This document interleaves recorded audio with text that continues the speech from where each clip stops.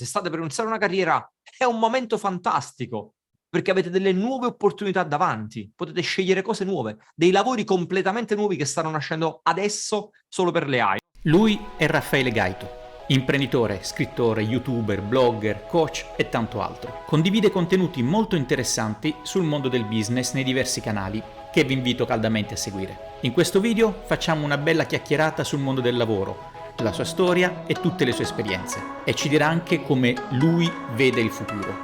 Spoiler, è un ottimista, come me. Ciao a tutti, oggi ho il piacere di avere qui ospite nel mio canale Raffaele Gaito. Per chi dovesse aver vissuto sotto una campana di vetro e lontano dai social e non dovesse sapere chi è Raffaele, ti chiedo Raffaele brevemente di introdurre, perché mi trovo in difficoltà a dire Raffaele Gaito e job title, perché soltanto il tuo LinkedIn è E allora un parleremo taglio. anche di questo, no? Del fatto che il job title è molto lungo, secondo me dobbiamo parlare pure di questo. Va bene, innanzitutto grazie dell'invito, Maurizio, e saluto anche tutte le persone che stanno guardando, che ci stanno ascoltando. Allora, io sono Raffaele Gaito e quando mi chiedono di presentarmi, io cerco sempre di non iniziare mai parlando del job title, cioè nel senso che mi piace raccontare di me il fatto che sono una persona curiosa e il fatto che sono una persona che adora sperimentare. E questo intendo proprio come caratteristiche mie, no? Al di là, diciamo, dell'aspetto lavorativo. E poi secondo me sono un po' due cose che sono collegate, no? Sono due lati della medaglia, nel senso se sei una persona curiosa di carattere, sei una persona anche che vuole sperimentare molto. Per me sperimentare significa, no? In tutti gli ambiti, in tutti i contesti. E poi c'è da dire che io ho preso questa roba qui, quindi questa mia caratteristica, questa passione per la sperimentazione, e di questo ne ho fatto anche il mio lavoro. Oggi faccio molte cose che però hanno in comune questo, se vuoi, un po' il fil rouge è quello della sperimentazione, perché potrei dirti che sono un autore, ed è corretto perché ho pubblicato diversi libri, sono un imprenditore, io ho un'academy, ho una scuola online per imprenditori e manager e professionisti, sono un content creator perché creo contenuti, ho un canale YouTube, un podcast, una newsletter, un blog, eccetera, eccetera. Sono un formatore, perché faccio anche quello, e così via. Questo elenco potrebbe andare avanti ancora per molto. Però, diciamo, sono diversi cappelli che io indosso in base al contesto nel quale mi trovo, che hanno però una caratteristica in comune, ed è la sperimentazione. Cioè, in tutte le cose che faccio, cerco di avere sempre un approccio molto sperimentale, che poi è quello che porto anche ai miei clienti e ai miei studenti. Un approccio nel quale ci sono poche certezze, ma ci sono tante domande. E chi si fa tante domande è una persona che poi le cose le vuole sperimentare, le vuole testare sul campo, soprattutto nel mio ambito, no? Nel mio contesto. Io mi occupo soprattutto di marketing, delle tematiche legate al marketing, alla crescita, eccetera, eccetera. Sono una persona che diffida molto da chi ha sempre la soluzione universale, la ricetta, no? La formula magica per tutte le aziende, per tutti i contesti e così via. Invece credo che una delle poche certezze sia il fatto di non avere nessuna certezza.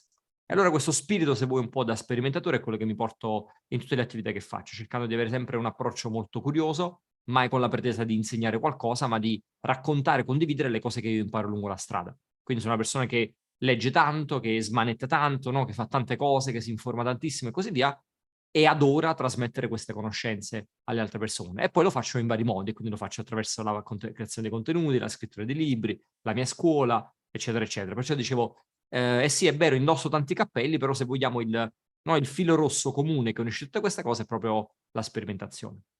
Grazie, infatti non avevo detto all'inizio, io ho conosciuto Raffaele Gaito prima tramite Alessandro De Concini, perché parlando con lui su chi fosse veramente la persona competente a cui rivolgersi per informazioni, per me ovviamente quando ho iniziato questa esperienza imprenditoriale mi ha detto: guarda Maurizio, ci sono tantissimi scappati di casa in questo settore, quello che ci ha veramente portato valore è stato Raffaele Gaito con la sua analisi. E tra l'altro io faccio parte dell'Academy di Raffaele, poi metterò i link, è una community con tantissimi contenuti, molto strutturata, che ti porta veramente dall'inizio del percorso. Poi adesso mi sembra è sviluppato in 5 percorsi diversi, più tutto il contenuto che c'è, molto, molto attiva su più settori.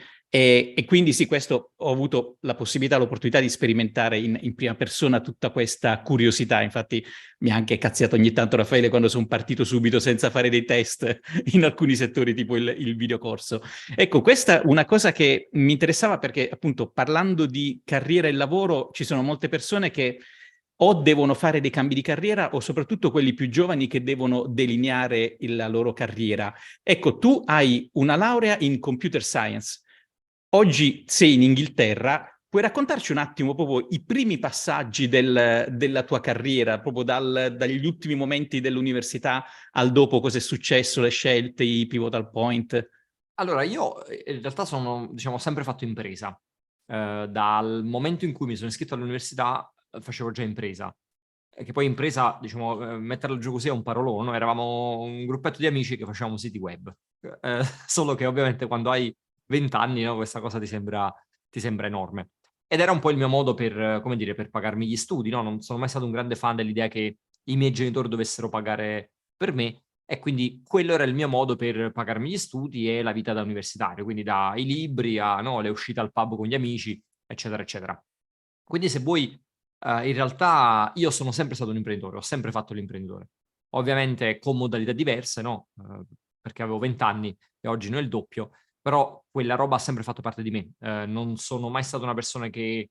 Non mi è mai piaciuta l'idea di avere un capo, di lavorare per qualcuno, no? Di dover ascoltare qualcuno che mi dicesse cosa fare e così via. Sono sempre stato uno spirito molto indipendente da questo punto di vista e quindi ho sempre fatto impresa. Come dicevi tu, io ho una laurea in informatica e poi oggi sono finito a fare tutt'altro in realtà. E perché? Perché in realtà è stato proprio durante quegli anni, durante gli anni dell'università, che si è sviluppata questa passione. Cioè io mi trovavo a fare impresa mentre studiavo e questa doppia strada che avevo davanti a me mi permetteva di avere, come dire, un'esperienza in più rispetto alle altre persone, ai miei colleghi, ai miei amici, ai miei compagni di studi che invece studiavano e basta. Perché io studiavo informatica, applicavo quelle cose per realizzare prodotti, mettiamola così, poi a un certo punto mi sono scontrato col mercato e quindi col fatto che quella roba andasse venduta. E lì quindi ho capito che c'era tutto un aspetto, no, extra che io non conoscevo e che realizzare il prodotto, quindi la parte tecnica, era solo il primissimo passettino, no? Poi c'era tutto il resto.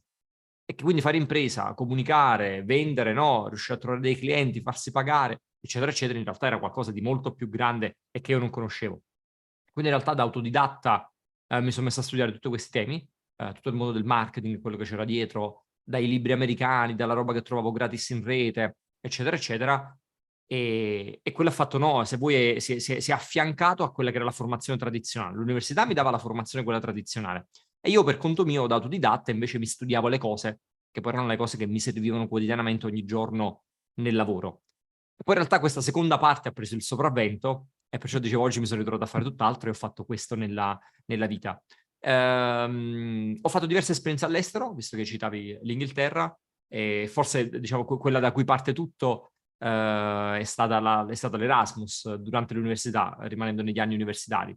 È stato forse il primo momento nel quale, mettendo il naso fuori da casa, ma non per la vacanza, no, di una settimana in Spagna con gli amici, ma per un periodo più lungo e così via, ho avuto quella prima percezione del fatto che ci fossero altri mondi intorno a me, che le cose venivano fatte diversamente, che c'erano proprio contesti diversi dai quali, quelli dai quali in cui ero cresciuto, eccetera, eccetera.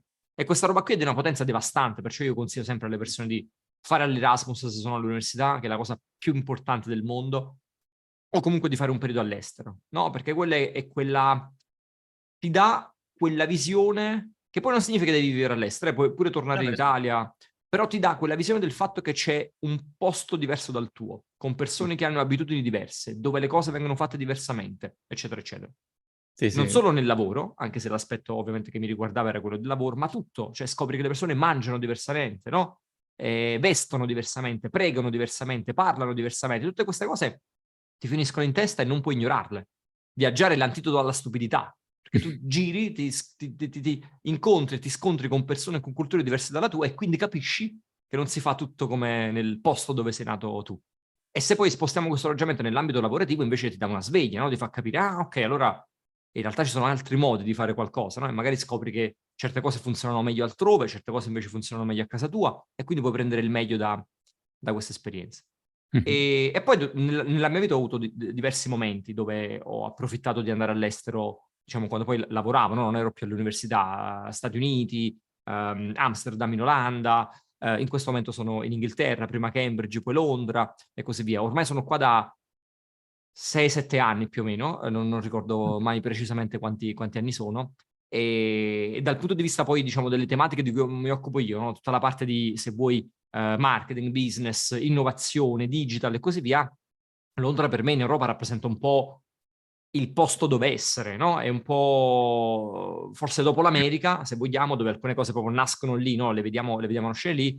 Londra su certe tematiche è all'avanguardia, no? Certe cose prima le vediamo a Londra e poi arrivano nel resto d'Europa, senza parlare poi dell'Italia, dove a volte il distacco è addirittura di anni, no? E quindi in termini di opportunità, in termini di stimoli, proprio in termini di contesto, di quello che c'è, dalle grosse aziende alle grosse conferenze, eccetera, eccetera, un posto come questo, per una persona curiosa come me, è veramente il paradiso, no? Perché ti svegli una mattina e se hai voglia di fare qualcosa, quella cosa da qualche parte a Londra la puoi fare. E questo per me è una roba che è veramente proprio senza valore, no? È incredibile, veramente, veramente incredibile. E poi dicevo, diciamo, quindi negli anni ci sono state molte esperienze all'estero nelle quali mi è piaciuto sempre contaminarmi, no? Vedermi un pochino cosa succedeva, come lo facevano altrove, eccetera, eccetera. E penso che tutte quelle cose inevitabilmente poi siano finite nel mio modo di fare, nel mio mindset, no? Nel mio approccio proprio al lavoro, alle cose che insegno, alle cose che faccio vedere ai miei clienti, ai miei studenti e così via. E oggi, quindi, diciamo, la mia ultima avventura imprenditoriale è quella che raccontavi tu, e quindi, diciamo, io ho questa academy che si chiama Growth Program, all'interno della quale vengono professionisti, imprenditori, manager, e vengono per studiare in un percorso di formazione continua, no? Quindi io sono un grande fan del concetto della formazione continua, e quindi si inizia a studiare veramente quando si esce dall'università, secondo me. Ecco, Nel questo. momento in cui nessuno più ti dice dove studiare, come studiare e quanto studiare, allora da quel momento in poi significa che devi studiare seriamente. E quindi se hai qualche annetto in più, diventa fondamentale la parte di formazione, quella da autodidatta. E io lo so perché è stata quella che a me ha salvato, visto che vengo come ho detto prima, no, da quella parte lì di formazione autodidatta, e oggi cerco di portare un metodo quindi che sia quanto più, se vogliamo, contaminato, differenziato possibile. Quindi alle persone sì, insegniamo la parte tecnica, gli aspetti tecnici, perché poi sono quelle le cose di cui mi occupo, ma mettiamo anche tanto focus per esempio sulla parte di soft skill, sulla parte di mindset, eccetera, eccetera, cercando di trovare sempre un equilibrio tra le cose un po' più tecniche e le cose un po' più soft skill. Usiamo questo termine anche se non mi piace. Prima di collegarmi alla prossima domanda, mi hai ricordato, io ho vissuto nel 2005 in Inghilterra, ho fatto un po' di periodo a Londra e poi sono andato a Bristol e avevo proprio quella sensazione. Londra, io la descrivo sempre, è la città che quando cammini per strada hai voglia di iscriverti a un MBA o qualche business school, perché c'è proprio l'energia, sentivo l'energia dai marciapiedi, è veramente una città molto molto stimolante. C'è quell'effetto, penso che siano pochi i posti al mondo dove hai questo effetto, no? Che qualsiasi sia la tua passione, il tuo interesse, no? Il tuo lavoro e così via, per quanto sia di nicchia, qui troverai un gruppo di persone come te appassionate della stessa cosa e puoi incontrarti con loro al pub, farti una pinta e parlarne. Dai francobolli all'intelligenza artificiale, dalla cucina vegana alla, non lo so, alla moda sostenibile. Qualsiasi sia la tua passione, la tua nicchia, il tuo lavoro, c'è un meetup, c'è un workshop, c'è un gruppo di persone che si incontra e così via. E questa è una cosa veramente pazzesca. Sì, no, pazzesca. È molto stimolante quella parte. Senti, volevo chiederti su questo perché per me è uno degli argomenti principali quando cerco di parlare con le persone, sia professionisti con una certa seniority, ma appunto i giovani, il discorso del quello che dicevi tu, cioè l'università forse è un 10% di quello che si acquisisce durante una carriera. Per questo uno deve al più presto scollarsi dal titolo di studio, dal job title. La domanda che volevo farti è: qual è, secondo te, il più grande gap, la più grande mancanza nella formazione accademica pura rispetto al mondo del lavoro? E la seconda domanda, sempre a proposito di skill, qual è la skill che ti è servita di più in maniera inaspettata rispetto al tuo percorso? Parto dalla seconda, perché penso che senza ombra di dubbio sia il public speaking. Assolutamente, assolutamente.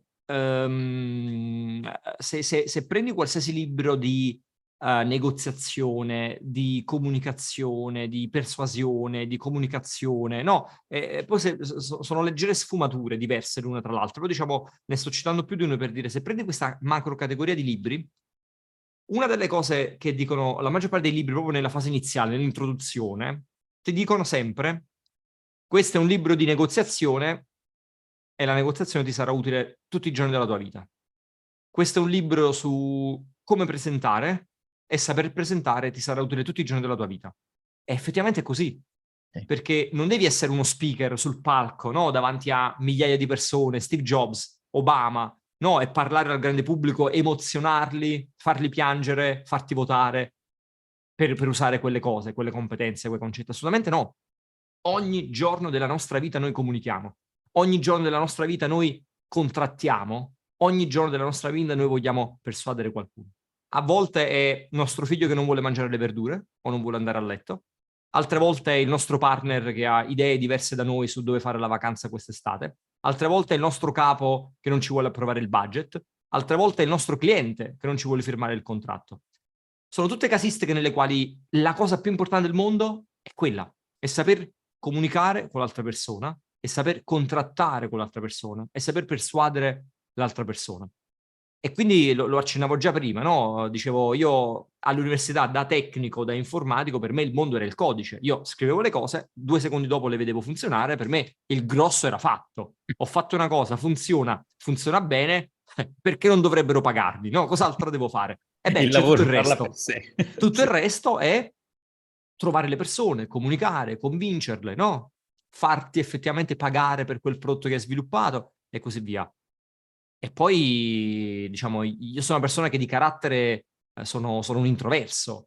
Il mondo dell'informatica era un mondo estremamente fatto di nerd, penso lo sia ancora oggi, no? Fatto di nerd, videogiochi, no? E serate davanti al codice e così via. Diciamo, la mia caratteristica principale non era sicuramente il saper parlare, il saper convincere una persona, il saper, no, comunicare, persuadere e così via. Quindi quella è sicuramente la skill più importante che ho acquisito nel tempo, semplicemente perché mi è utile ogni singolo giorno della mia vita e penso che indipendentemente dal lavoro che farò fra 2 anni, fra 5 anni, fra 10 anni, in qualche modo questa skill mi servirà e la applicherò.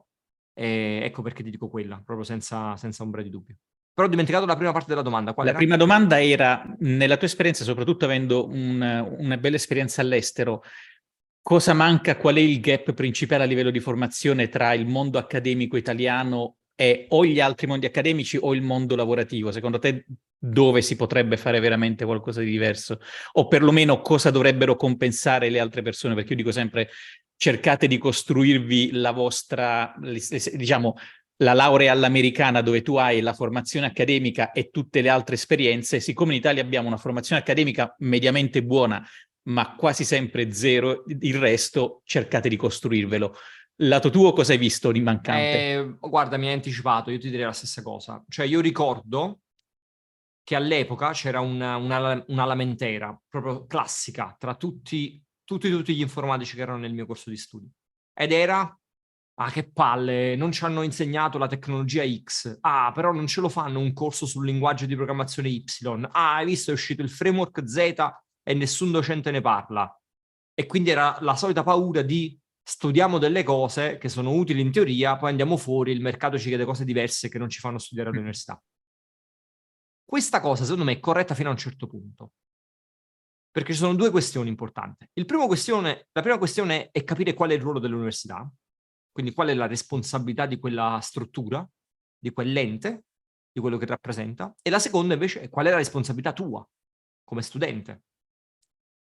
E questa lamentela è una lamentela estremamente facile, che prende il problema e lo scarica 100% sull'università. Non è colpa mia, non mi hanno insegnato quello che serve per il mercato del lavoro, università brutta e cattiva non serve a niente.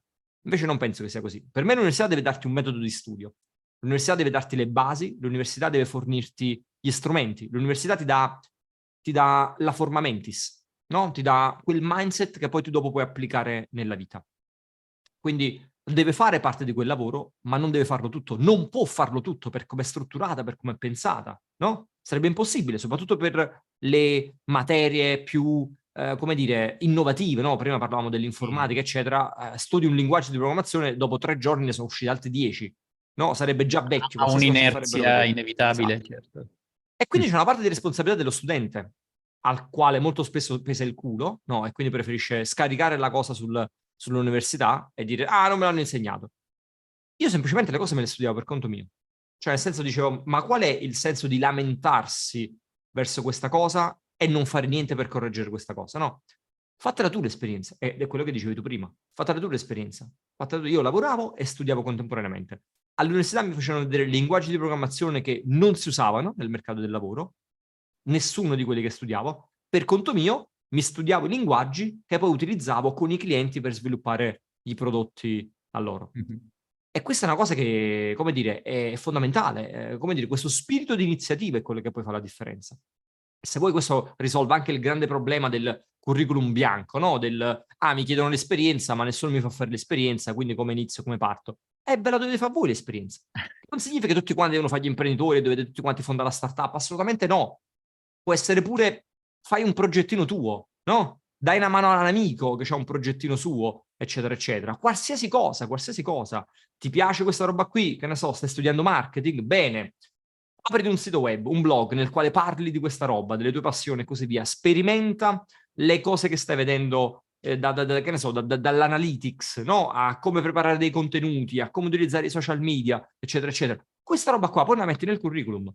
Hai un amico che ha aperto il bar di quartiere, fagli le pubblicità su Facebook e su Instagram all'amico tuo, impara come si usano queste piattaforme, spendi dei soldi veri, ottieni dei risultati, osserva dei numeri e poi sta roba la metti nel curriculum. Fai parte dell'associazione di paese e organizzate i viaggi, che ne so, per i ragazzini dell'oratorio, eccetera, eccetera. Impegnati su quello, organizza il viaggio, fai tutto il programma, contatta tutti i fornitori, gestisci tutta la trasferta, eccetera. E poi quella roba la metti nel curriculum. Cioè tutto può diventare esperienza. Dipende da come la facciamo questa cosa, dipende da come la viviamo, da come la affrontiamo, da come la gestiamo. Ecco perché dicevo, è in parte vera quella lamentela, perché è vero che l'università a volte è lenta, è indietro, c'è un grosso gap, eccetera, eccetera. Ma dall'altro lato è anche vero che la maggior parte della gente gli pesa il culo e non fa niente per colmare questo gap. E invece è una nostra responsabilità, anche perché poi è il nostro futuro che è in gioco lì fuori, no? Quindi se hai paura di non avere esperienza, se hai paura di non imparare cose al passo con i tempi, se hai paura di avere un curriculum bianco, la vera domanda è cosa stai facendo per superare queste problematiche? E questa quindi è la mia risposta, la mia considerazione. Però poi c'è da dire il fatto che prima tu facevi il parallelismo col modello americano, a me è una cosa che piace molto delle università, soprattutto quelle con taglio anglosassone, è questa stretta proprio collaborazione, no? tra il mondo accademico e il mondo invece lavorativo, che poi si traduce non solo negli stage, che è la cosa più, no, più semplice che ci può venire in mente, ma in tutto, al workshop, alla presentazione in azienda, agli scambi con gli studenti, no? A 1000 iniziative, borse di studio, e chi più ne ha più ne metta.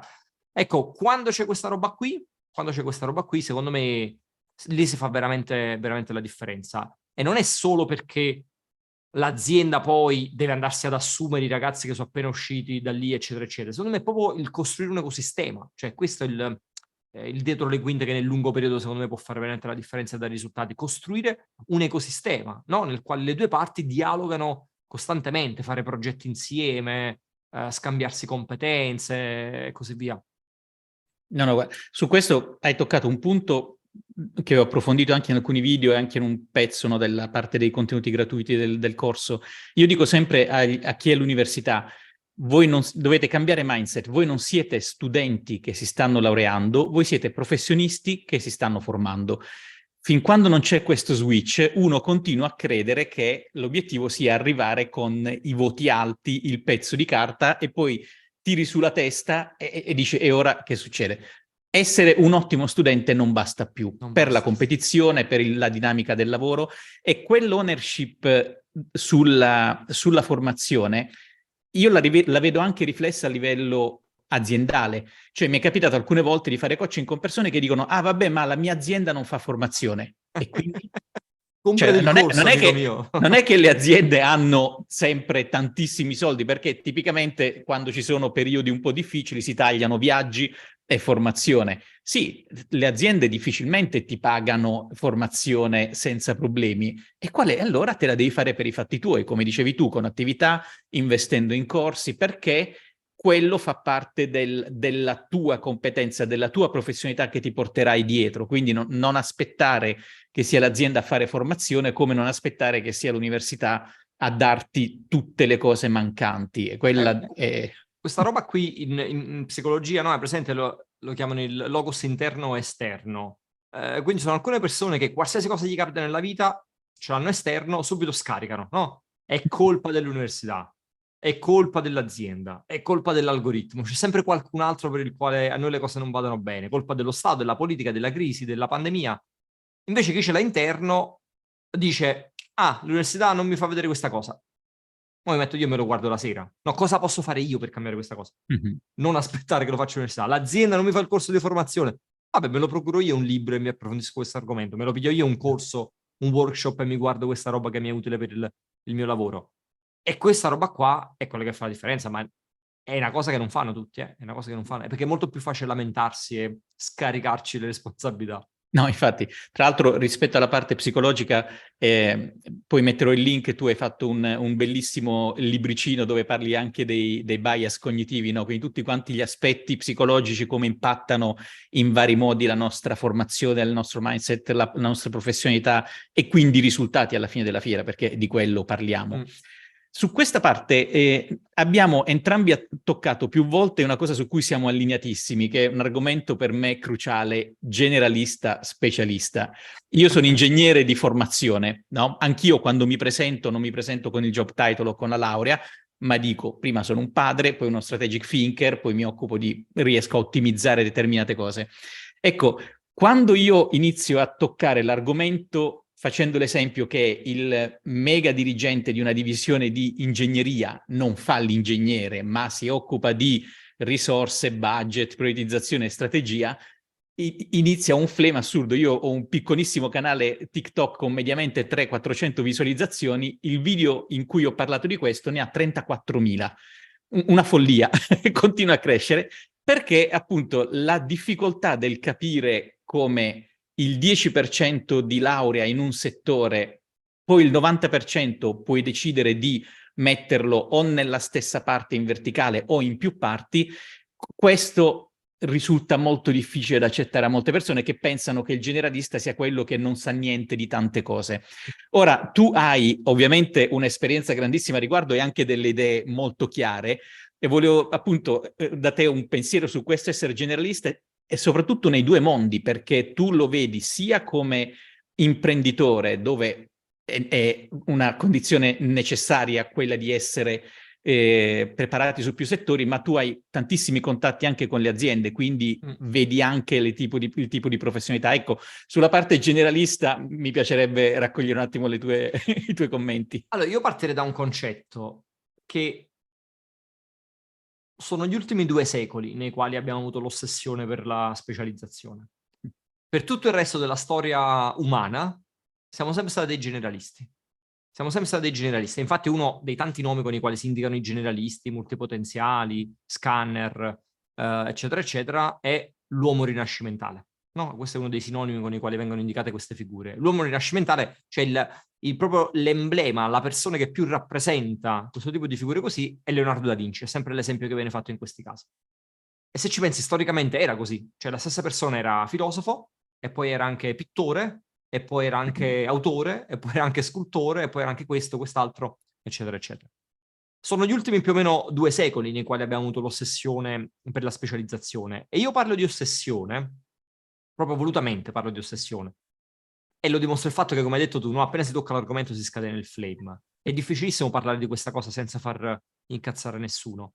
E io tutte le volte che ne parlo cerco sempre di trasmettere il messaggio. Non sto dicendo che uno è meglio dell'altro. Non sto dicendo che abbasso gli specialisti, vive i generalisti. Nel mondo bisogna essere tutti generalisti. Sto dicendo esiste un'alternativa Questa alternativa si chiama essere generalisti e ha la stessa dignità dell'essere invece uno specialista. Questo è quello di cui parlo io. Dire al mondo intero, soprattutto alle persone più giovani, non c'è niente di male se non volete specializzare. Non tutte le persone hanno un'unica vocazione, un'unica passione, no? Un'unica strada davanti a loro, la certezza di sapere cosa vogliono fare nella vita. C'è chi ce l'ha, no? C'è chi a 3 anni ha già capito che nella vita vuole fare, non lo so, paleontologo, e allora farà gli studi, farà carriera e si troverà paleontologo a 40 anni e dirà, ah, ho fatto quello che sognavo quando avevo 3 anni. Per la maggior parte delle persone non è così, me incluso. Io sono una persona che, beh, prima lo dicevo, no, sono un curioso, eccetera, eccetera, ha una valanga di passioni, adora fare cose diverse, testare cose diverse, sperimentare, eccetera, eccetera. Per me l'idea di specializzarmi era una prigione, no? Era un limitarmi nelle cose che potevo fare. Ecco perché ho scelto poi di fare un lavoro non da dipendente, per avere questa flessibilità, questa libertà, e poi un lavoro nel quale fosse proprio questo il mio valore, no? Le aziende mi chiamano proprio per questo, proprio perché non sono uno specialista.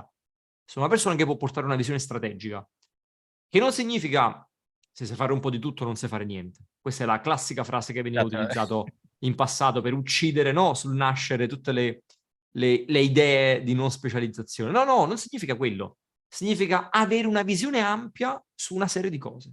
Poi è chiaro che inevitabilmente ognuno di noi ha delle verticalità dovute magari alle esperienze pregresse, al percorso di studio, eccetera, eccetera. Ma una visione molto, molto ampia, fatta di tante esperienze accumulate nel tempo, magari no, studio da autodidatta, come raccontavo io prima, lavori no, fatti nel tempo, passioni. Uno mette insieme tutte queste cose e poi le cala in diversi contesti. C'è un libro bellissimo di Emily Wapnick, l'autrice del famoso TED Talk sui multipotenziali, e lei parla benissimo di questa cosa, no? Lei usa questa frase e dice: l'innovazione nasce nelle intersezioni. E io credo che il valore sia proprio questo, il valore sia proprio delle intersezioni. Ecco perché per me non è una questione di so fare un po' di tutto, no, no. Io so fare una cosa bene, ma la faccio bene proprio perché è in mezzo all'intersezione di tante cose diverse. E quindi ho un passato da informatico, non sono più un informatico, ma prendo quella roba e la porto nel mio lavoro. Ho tanta esperienza di public speaking, non faccio lo speaker, ma prendo quella roba e la porto nel mio lavoro. Sono uno smanettone con i tool, con le automazioni, con i dati, non faccio quello di lavoro, ma prendo quella roba e la porto nel mio lavoro. Amo leggere tantissimo, prendo quella roba, la porto nel mio lavoro. Tutte quelle cose confluiscono in quell'intersezione che mi permette di essere il professionista che sono oggi. Ecco perché a me fa arrabbiare quando si finisce sempre nel flame, no? Vabbè, no, ma c'è bisogno però di qualcuno che sia poi verticale. Certo che ce n'è bisogno, assolutamente sì.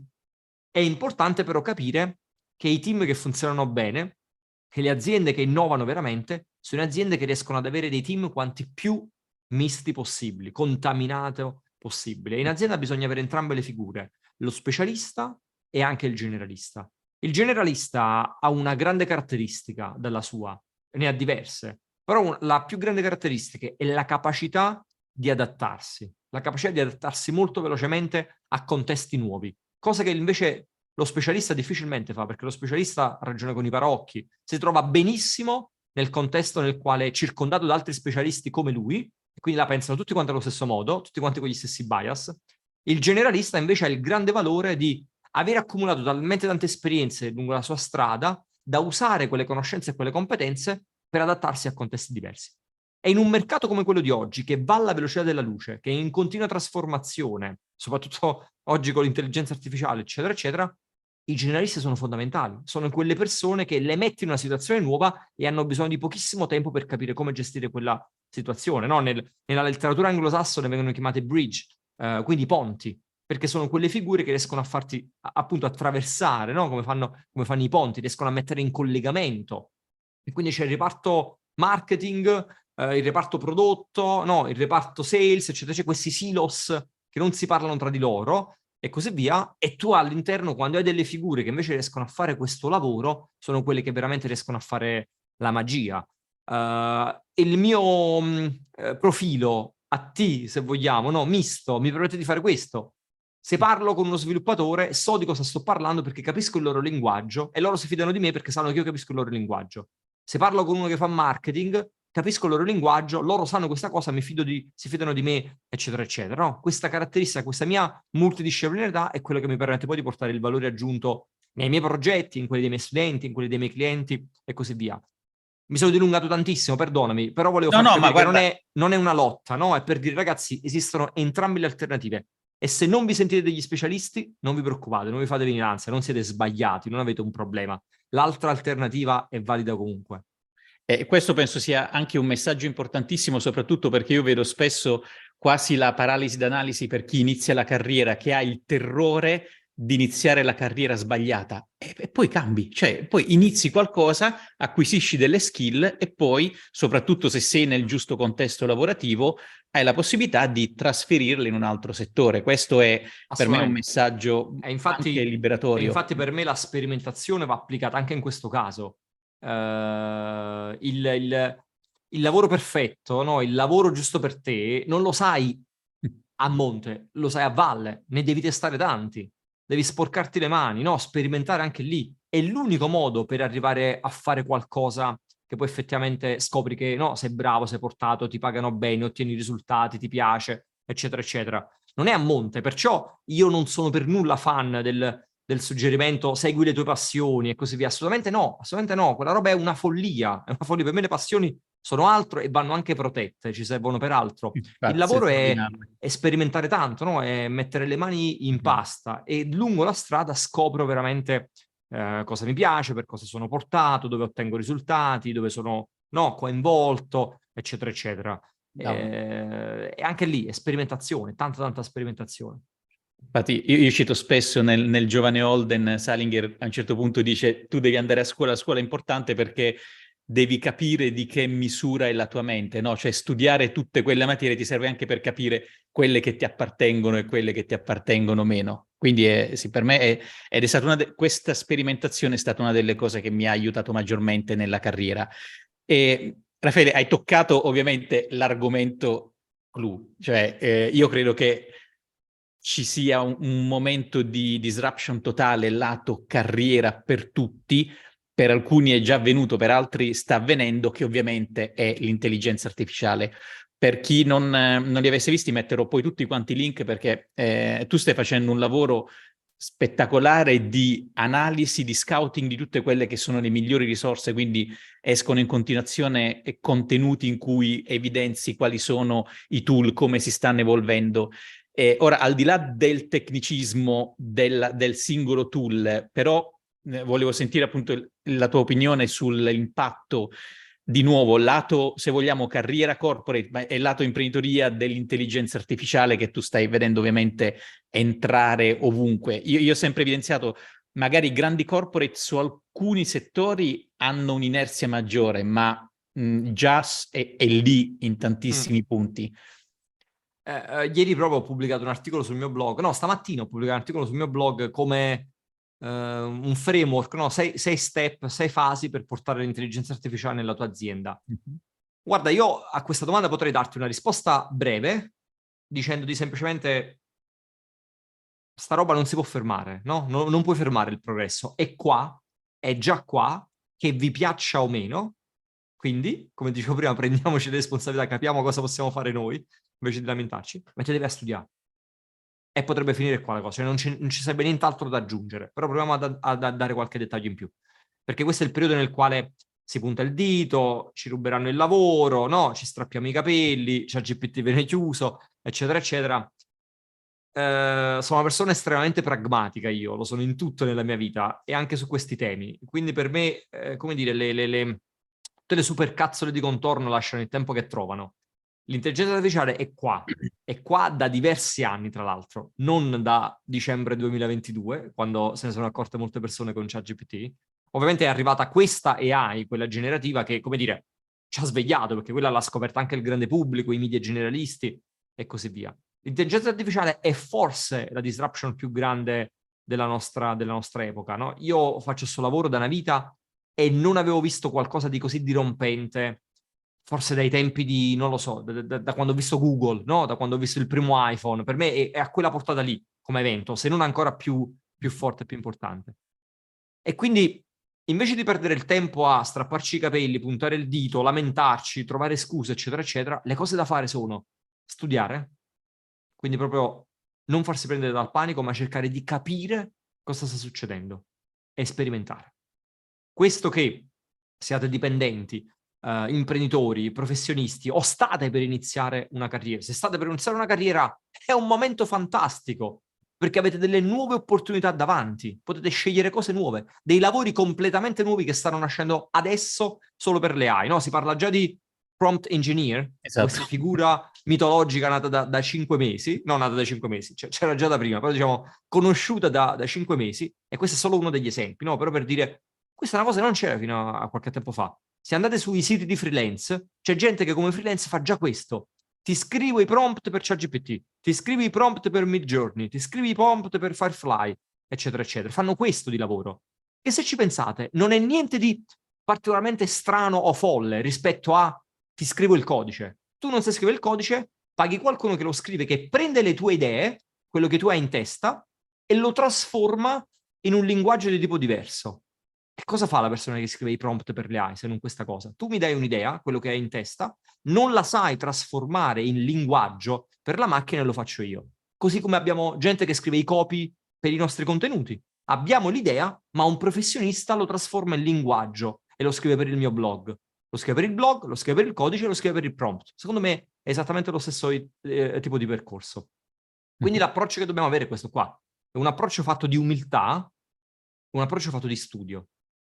Perdere tempo, stare lì a capire se è giusto, se non è giusto, se ci ruba il lavoro, se ci rende più stupidi, no? Tutti i commenti che mi arrivano sotto i video di gente che si lamenta, mentre loro si lamentano, voi studiate, sperimentate e sarete pronti per il cambiamento. No, al di là delle battute, è così. E questo secondo me vale per tutti i grossi cambiamenti, no? Il progresso, le grosse tecnologie che arrivano, dirompenti o meno sul mercato. Quell'approccio sperimentale che sto ripetendo da quando abbiamo iniziato questa chiacchierata, perciò per me è stata proprio la svolta nella vita e me lo sono portato in tutto, perché cerco di applicarlo ogni volta. In che modo l'intelligenza artificiale può esservi utile nel vostro lavoro? Avete un'azienda? Bene, chiedetevi in che modo può aiutarvi come azienda, risparmiare costi, abbattere tempistiche, automatizzare dei processi, velocizzare dei task, no, abbattere delle barriere, permettervi di crescere più velocemente, eccetera, eccetera. Sei un professionista? Stessa cosa. In che modo puoi usare le AI per servire meglio i tuoi clienti, per migliorare i tuoi servizi, no? Per automatizzare delle cose che oggi ti fanno perdere tempo, eccetera, eccetera. Sei un dipendente? Cerca di capire in che modo le AI può essere utile anche nel tuo lavoro, no? E quindi in che modo puoi portare un valore aggiuntivo alla tua azienda. Sei uno studente? Cerca di capire quali sono le strade che l'intelligenza artificiale sta aprendo. Prima abbiamo parlato di informatica, eccetera, eccetera. Se ti piace il marketing, c'è tutto un mondo di marketing AI. Se ti piace l'informatica, tutto un mondo di informatica AI. Ti piacciono i dati, la matematica, tutto un mondo di matematica AI. Vieni invece dalla parte di filosofia, eccetera, eccetera, no? Quindi più sulla parte umanistica. Pure lì c'è tutto un mondo di etica AI e così via. No, quindi anche per i giovani, perché sta uscendo adesso dall'università, ci sono delle opportunità incredibili che vengono aperte dall'intelligenza artificiale. Io sono pragmatico e ottimista. Il pragmatismo mi permette di fare ragionamenti di questo tipo, per dire, raga, di cosa stiamo parlando? Dobbiamo solo capire in che modo gestire questo cambiamento. Tutto il resto, no, sono chiacchiere. E l'ottimismo è invece quello che mi fa dire non sono preoccupato per ci ruberà il lavoro, ci renderà stupido, eccetera, eccetera. Dipende da come l'affronteremo. È uno strumento e come tutti gli strumenti dipende da come lo utilizzeremo, no? A metafora del coltello strabusata, ci tagli il pane o ci uccidi qualcuno, mica è colpa del coltello, sei tu che decidi come utilizzare il coltello. Stessa cosa vale pure per l'intelligenza artificiale, quindi approfittare di questo momento per cercare informazioni, studiare, capire, leggersi casi studio, cosa stanno facendo le altre aziende, no? Chi sta sperimentando già, come lo sta facendo, cercare di farvi aprire gli occhi, di contaminarvi. No, infatti questa è una delle cose che io ripeto sempre, non sarà l'intelligenza artificiale a rubarci il posto di lavoro, ma saranno le persone che la sanno usare. Quindi diventate quelle persone al più presto, perché adesso è proprio pionieristico greenfield, come dicevi tu, appunto è già lì da tanto tempo, ma questa esplosione, questa esponenziale che ci si aspetta anche nelle prossime settimane o mesi va assolutamente cavalcato. E mi sto accorgendo che anche le grandi aziende, appunto come accennavo, stanno investendo tantissimo in tutti i settori, dal manutentivo, manutenzione predittiva, alla parte ricerca. La ricerca scientifica ovviamente è completamente dentro il settore intelligenza artificiale, quindi penso che un grande challenge sarà probabilmente proprio quello di cui parlavamo prima. Non mi aspetto il sistema accademico, non credo che sia così veloce da star dietro a queste cose, per cui ancora di più è nostra responsabilità per chi sta studiando adesso metterci il carico e prendere il controllo di questa cosa, perché aspettarsi che un'università di stampo non anglosassone sia capace di dirti qualcosa cioè quelli magari aspettano che vengano scritti libri, mentre questa è tutta roba che va presa online e via dicendo. Quello sarà un'opportunità incredibile per E il chi... bello però, vedi, e qui esce fuori il mio lato ottimista, è che viviamo nell'epoca più bella di sempre per studiare, per formarsi, per approfondire, perché abbiamo accesso illimitato all'informazione a costo zero o costo molto basso. Non è mai successo nella storia una roba del genere. Avete YouTube, avete Wikipedia, avete i podcast, avete i blog, sfruttatele queste cose. Andate, prima Maurizio tu dicevi no, di quanta roba sto pubblicando io, andate sul mio canale YouTube, andate sul mio blog, pubblico almeno 2 volte a settimana dei contenuti relativi alle AI. E al di là della mia roba, guardate sui canali americani, eccetera, eccetera, podcast, discussioni, confronti, tutorial, demo, anteprime, c'è talmente tanta di quella roba da studiare che non approfittarne è veramente sprecare la più grande opportunità della nostra epoca. Non mi ricordo chi fece la citazione anni fa, diceva se Einstein dovesse esserci oggi, di cosa si stupirebbe? Diceva del fatto che abbiamo tutto lo scibile umano a portata di mano e passiamo le giornate a guardare foto di gattini, a litigare con persone che non conosciamo su cazzate. Questo è verissimo, no? Cioè, Vero. opportunità assolutamente da sfruttare. Senti, e nella tua esperienza, quali sono stati gli errori o i learning point a inizio carriera, o meglio, come rileggeresti certi passaggi nella situazione di oggi, no? Perché se io penso a come ho iniziato la mia carriera, oggi dovrei assolutamente sostituire dei blocchi sia di mindset che di skill con degli altri. Oggi a chi vuole o fare uno switch di carriera o iniziare qualcosa nel nuovo contesto, cosa pensi che sia il focus? Io ne ho fatto una valanga di errori, guarda, veramente una valanga. E ne faccio tuttora, cioè, ogni giorno probabilmente. Se ti devo dire proprio i più grossi, quelli che proprio rimpiangono, che dico, ah cavolo, avrei voluto saperle prima, mi sarei dovuto trasferire all'estero prima. Mm. Assolutamente. Quella è una cosa che proprio mi ha messo un'altra marcia, mi ha dato proprio un'altra marcia. E col senno di poi dico, ah cavolo, avrei potuto farlo tanti anni fa, no? Ancora prima, eccetera. Assolutamente. Rimpiango di non aver iniziato a creare contenuti molto presto. Io sono una persona che è sempre stata online, da sempre proprio, da le community, i forum, no? Veramente da i newsgroup, cioè veramente da tecnologie arcaiche. Quindi appena è uscito YouTube, stavo su YouTube, appena uscito i blog, leggevo i blog, iscritto a 1000 newsletter, però mi è arrivata molto tardi la lampadina, l'illuminazione di dire guarda che sta roba la puoi fare pure tu. Ti guardi i video degli altri, puoi farli tu. Leggi i blog degli altri, puoi farlo tu. E quindi ripenso a Raffaele, che ne so, manco ventenne, proprio quindicenne, di dire, oh, cavolo, perché sta roba non l'hai fatta all'epoca, no? Quindi quello lo rimpiango, non aver iniziato prima, proprio con la fase di creazione, essere stato solo un consumatore di contenuti, non un creatore di contenuti. E poi sulla parte un po' più business ti direi, io sono stato pessimo a delegare per tantissimi anni, la delega è qualcosa che ho imparato molto molto tardi, e quella è una cosa per esempio che avrei voluto capire prima quanto era importante, no? Tendevo ad essere un accentratore, un perfezionista, volevo fare tutto io perché pensavo che gli altri non l'avrebbero fatto bene come me e così via. Quello sicuramente è un grandissimo errore che ho commesso. Ho imparato molto tardi a dire di no. Questo è un altro dei grandi errori, no? L'importanza di selezionare, di filtrare, di dire no a quel progetto, no a quel cliente, no a quella roba lì. E quindi capire che alla fine il nostro tempo è limitato e dobbiamo scegliere delle cose, no? E la strategia è scelta, è quello. Quindi inevitabilmente devi filtrare delle cose. E invece, soprattutto quando ero più piccolo, più ragazzino, le mie prime esperienze imprenditoriali, la paura di non fatturare abbastanza, eccetera, eccetera, di far dire, vabbè, dai, porta a casa pure quest'altro progetto, poi si vede, dai, digli di sì, so soldi e poi si vede. E invece non è così. Non lo so, ti ho elencato i primi 5-6 che mi Sì, vengono in sì, certo. mente, ce ne avrei veramente una valanga, però queste sono state per me delle cose veramente importanti, importanti. E forse ti direi, oltre alla questione dell'estero, te ne dico una ancora più importante, che è l'inglese, no? Perché al di là dell'estero, l'inglese mi ha aperto delle porte, e l'inglese io ho iniziato a impararlo molto molto tardi. E invece sapere l'inglese significa poter accedere a contenuti in inglese, poter leggere libri in inglese, e leggere un libro in inglese significa che lo leggi 6 mesi, 12 mesi prima che viene tradotto in Italia. E questa roba è un vantaggio competitivo, c'è poco da fare. Poterti guardare un podcast di un americano, no?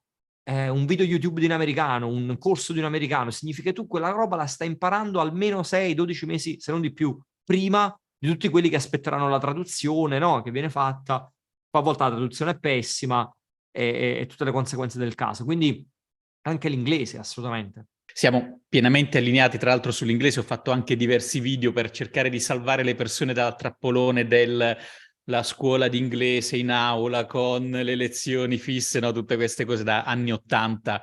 E io dico sempre, una laurea senza l'inglese è come non aver la laurea, perlomeno se si hanno determinate aspirazioni per la carriera e in generale no, per le varie attività. No, perfetto. Ti ringrazio tantissimo, Raffaele. Io credo che il messaggio dell'ownership e dell'ottimismo rispetto alle opportunità che ci sono e soprattutto quelle che ci creiamo sia una delle cose più profonde e che devono veramente essere considerate da tutti quanti, sia che stiamo parlando di chi si avvicina al mondo del lavoro che chi deve a un certo punto, perché ci sono nella carriera almeno 2 o 3 momenti in cui uno si deve sedere e rivedere tutto, per le crisi di mezza età, per i cambi di vita, per le cose. E ovviamente avere l'approccio e il mindset giusto fa la differenza totale. Guarda, a volte l'ottimismo viene un po' preso per il culo, no? Si dice che chi è ottimista, non lo so, rincorre i sogni, no? Guarda le farfalle nel cielo azzurro, perché questo è un mondo cinico, un mondo veloce, un mondo che pensa ai risultati, eccetera, eccetera. E quindi io ci tengo a unire sempre l'ottimismo al pragmatismo, no? Io sono un ottimista pragmatico. Ottimista è quello che mi fa dire, ok, allora le cose si possono fare, no? Anche sognare, magari a volte, farsi guidare dalla visione, però poi pragmatico, metterle a terra le cose, Esatto. altrimenti sei solo un sognatore, rischi di essere un illuso. E quella allora sì che è ingenuo come comportamento. Invece se riusciamo ad essere degli ottimisti, ma estremamente pragmatici, secondo me lì c'è una combo micidiale. Messaggio chiarissimo, credo sia veramente là il punto. E Raffaele, in chiusura quindi per raggiungerti, quali sono i Allora, modi migliori? vabbè, mi trovate dappertutto perché io sono su tutti i social. Se mi volete scrivere, mandate un messaggio su LinkedIn, su Instagram e così via. Diciamo, quelli dove sono un po' più attivo sono sicuramente YouTube e Instagram. Però se vi fate un giro su raffaelegato.com, quella è un po' la mia casa e trovate tutto. Oppure su growthprogram.academy, che appunto è la mia academy, e lì vedete tutta la parte invece di quello che abbiamo parlato prima, no? Quindi se siete interessati più agli aspetti di formazione e così via. Perfetto. Allora, ti ringrazio ancora e penso che ci siano così tanti spunti di riflessione da questa chiacchierata che sicuramente farò dei follow-up anche con gli iscritti al canale, poi metterò tutti quanti i riferimenti. Allora, grazie ancora e ci si vede per quanto ci riguarda nell'Academy. Grazie a te dell'invito e soprattutto grazie alle persone che sono rimaste fino alla fine con noi e sono sparate un'ora di me che chiacchieravo. Un saluto a tutti. Grazie a tutti, ciao.